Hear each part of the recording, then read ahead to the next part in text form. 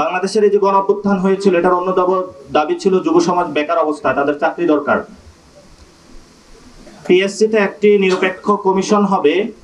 PSC ভবিষ্যতে এসে কোনো ভাইয়ার রিকমেন্ডেশন দিবে না।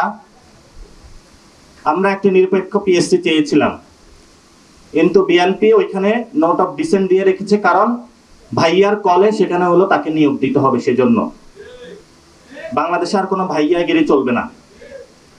আপনি নিরপেক্ষ পিএসসি গঠন করতে হবে, এবং এটা ছাত্র সমাজের দাবি। আমি পুরো বাংলাদেশের ছাত্র সমাজের কাছে আহ্বান জানাবো যে সারাদিন আপনি পড়ার টেবিলে বসে থেকে নিজের সমস্ত মা বাবার টাকা ব্যয় করে, জমি বিক্রি করে, এত পরিশ্রম করে পড়াশোনা করে একটি সরকারি চাকরির জন্য যখন যান, সেখানে বিএনপি বলছে বিএনপি না করলে চাকরি পাবেন না, আপনার মেধার অবমূল্যায়ন করা হবে সেখানে। এই জন্য যদি কনসেনসাস কমিশনের উপরে কোনো বিএনপি আঁচড় বসাতে চায়, ছাত্র সমাজকে ঐক্যবদ্ধভাবে আহ্বান জানাবো যে নিজের অধিকারটা আপনারা রাজপথ থেকে বুঝে নেবেন।